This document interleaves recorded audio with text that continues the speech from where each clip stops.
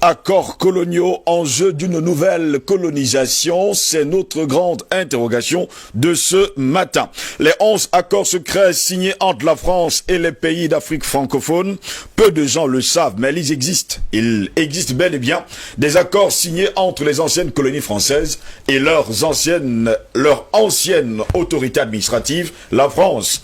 Ces accords concernent de nombreux domaines tels que le militaire, le politique, mais surtout des accords économiques. La première, il faut le préciser, le premier pour moi, la dette coloniale pour remboursement des bénéfices de la colonisation. Ça, c'est en un.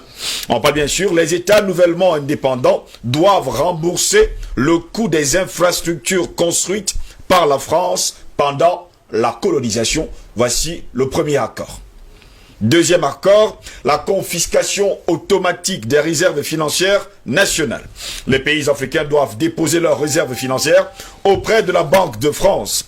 Ainsi, la France garde, entre guillemets, les réserves financières de 14 pays africains depuis 1961.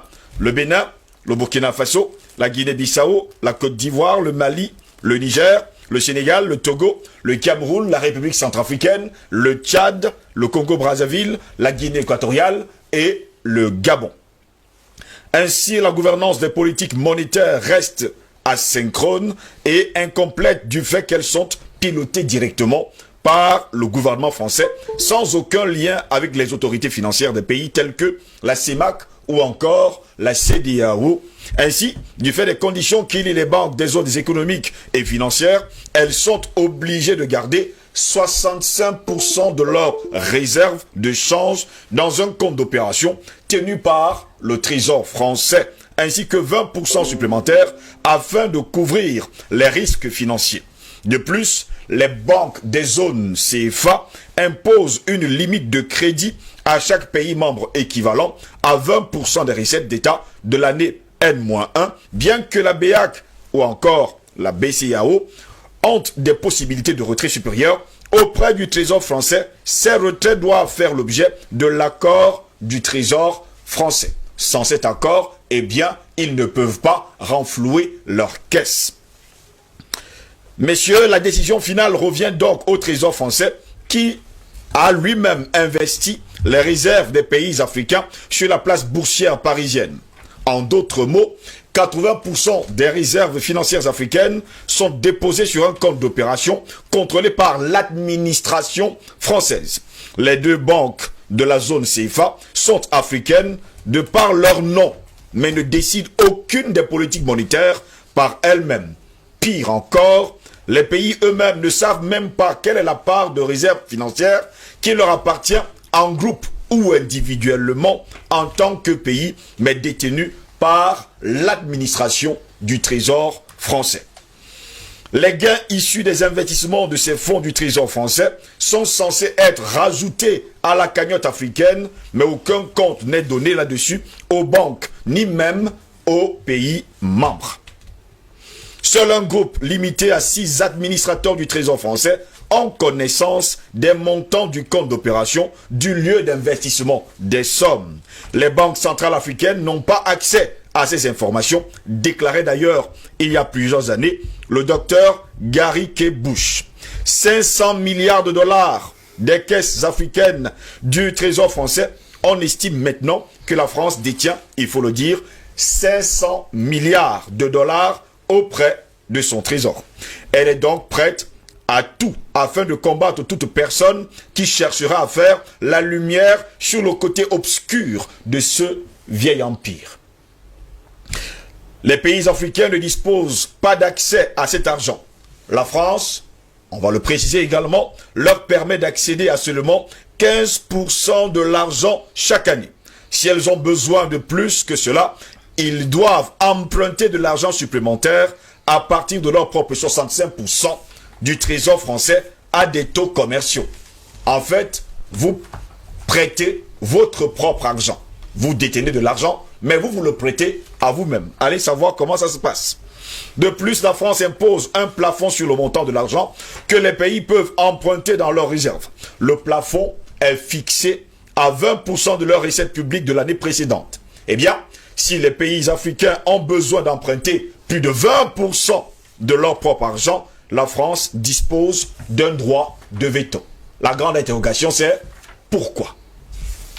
Numéro 3. Le droit de premier refus sur toute ressource brute ou naturelle découverte dans le pays. Eh bien, la France a le premier droit d'achat des ressources naturelles de la terre de ses ex-colonies. Ce n'est qu'après que la France ait dit « je ne suis pas intéressé » que les pays africains sont autorisés à chercher d'autres partenaires. Allez savoir. 4.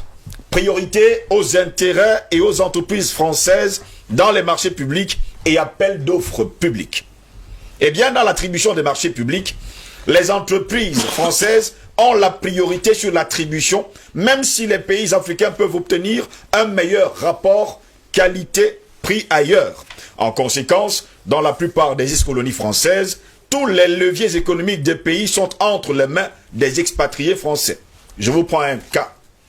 En Côte d'Ivoire, par exemple, les entreprises françaises possèdent et contrôlent tous les grands services publics. Eau, électricité, téléphonie mobile, transport, port et les grandes banques. C'est la même chose dans le commerce, la construction et l'agriculture. 5. Droit exclusif de fournir des équipements militaires et de former des officiers militaires des colonies. Eh bien, grâce à un système sophistiqué de bourses, de subventions et des accords de défense attachés au pacte colonial, les Africains doivent envoyer leurs officiers supérieurs en formation, vous avez bien compris, en France. Si je continue, ça va être encore plus compliqué que ça.